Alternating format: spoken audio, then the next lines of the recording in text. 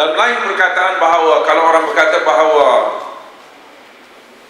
apa pilihan anda untuk berada di kementerian yang mana, kita katakan kementerian yang strategik ialah kementerian yang boleh memberikan impak yang besar kepada ekonomi negara. Maka kita katakan bahawa kementerian ini bukan sebagai kementerian yang menyediakan hiburan, kementerian yang memberikan jawapan, tetapi this is one of the most important economic ministry, dan anda adalah sebahagian daripada golongan yang penting kepada negara kita yang tercinta ini. Sudah tentu kepentingan ini meletakkan diri kita kepada tahap yang lebih mencabar lagi. Bagaimana untuk melihatkan bahawa industri ini akan terus memberi impak yang besar. Kalau dikatakan bahawa melalui sektor kandungan ini berapa banyakkah kita akan menghasilkan konten yang boleh diekspor, yang sekaligus akan menaikkan dan menjulang nama negara. Dan ada sebahagian besar daripadanya tidak secara langsung dihasilkan oleh kementerian ini. Misalnya siapnya terbina Pinewood Studio di Iskandar, yang sekarang ini studio itu sudah ditempah untuk 3 tahun yang akan datang oleh pembuatan filem ataupun drama Marco Polo,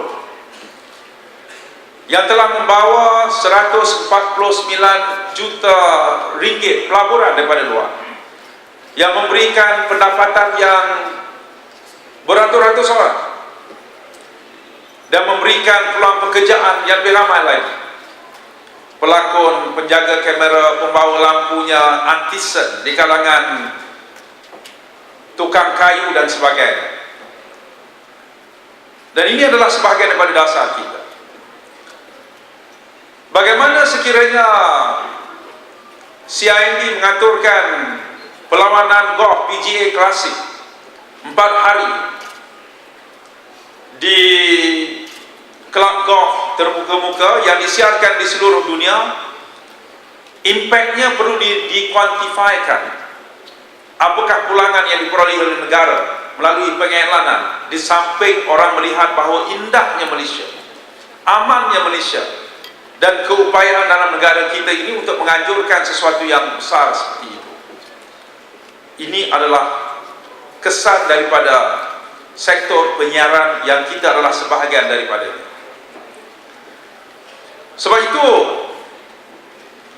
apabila orang melihat kekayaan dan keupayaan kita dalam bidang ini, orang akan menilai keupayaan kementerian yang mengendalikannya, dan kementerian itu adalah kementerian kita.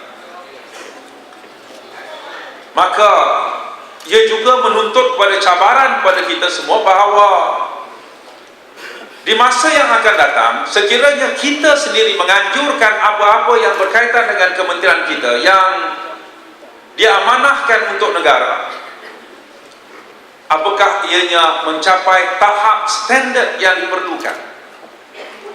Sebagai contoh, bermula minggu depan atau bermula bulan depan, saya kata bulan depan, minggu depan ada orang sudah memulakan beberapa acara. Kita akan memasuki bulan kemerdekaan.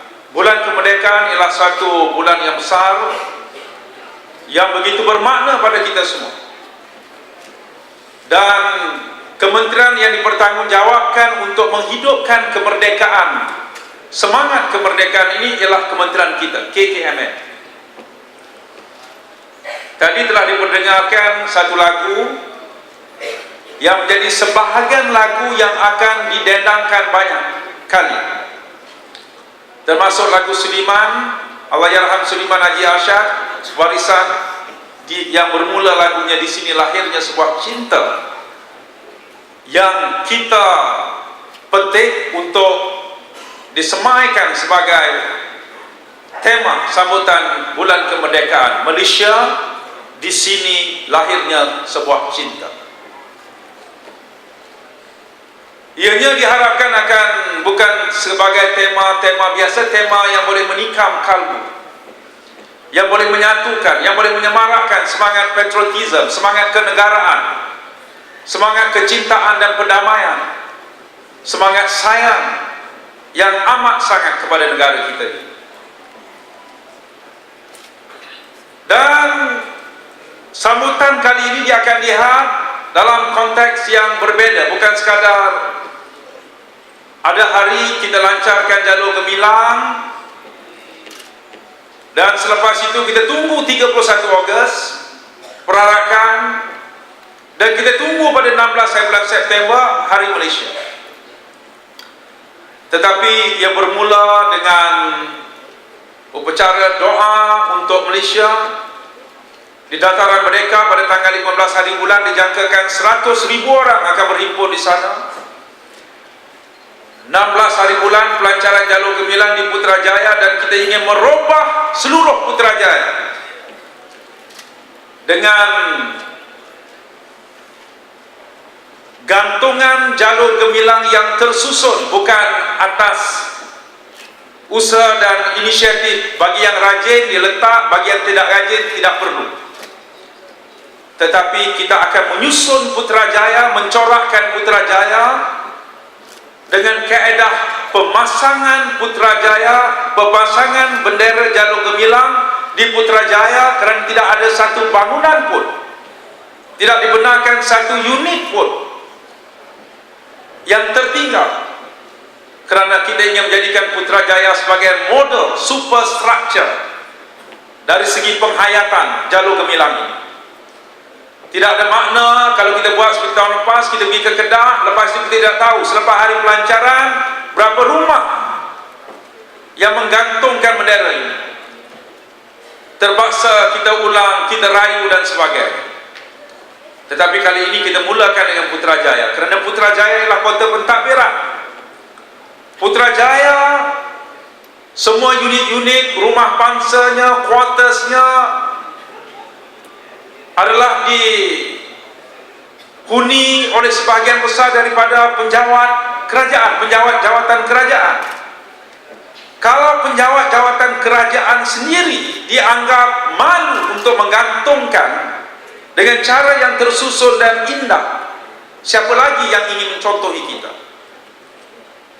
Dan kita akan melihat satu perubahan yang besar di sini. Barulah kita pergi ke negeri lain selepas ini, tetapi Putrajaya mesti maintain as what it is. Pada tahun ini akan diteruskan pada yang akan datang, dan kita akan mengubah Johor, mengubah Negeri Sembilan, mengubah Pahang dan seterusnya negeri-negeri yang lain. Bermula Putrajaya. Kita adakan pelbagai aktiviti lain yang penuh syarat di Kuala Lumpur, termasuk konsert Chowkit Road 2.0 di sekitar Chowkit yang melibatkan pelbagai industri yang bersama dengan kita ingin menunjukkan kesediaan mereka untuk meraihkan sambutan tersebut. Kita gegarkan Kuala Lumpur. Ianya berterusan sehingga 16 hari bulan dan disambut dengan KL Converse. Pada 17 September disertakan dengan Malaysian Content Malaysia dan juga dengan Pesta Filem Malaysia. Ianya berterusan. Ini bermakna bahawa bulan Ogos sehingga bulan September, Putrajaya Kuala Lumpur akan diwarnai, akan dihiasi, akan digegarkan, akan dicorakkan oleh siapa? Kalau tidak, inilah kementeriannya KKMM yang anda semua menjadi penggerak. Sebulan, lebih daripada sebulan. Lebih daripada sebulan Kuala Lumpur diserahkan kepada kita untuk kita mencorakkannya, untuk kita menggerakkannya, untuk kita mewarnainya. Selepas itu kita kembali seperti biasa. Ini bermakna selepas hari raya puasa nanti, saya katakan kita mesti behave mesti bergerak dalam mod yang berbeza.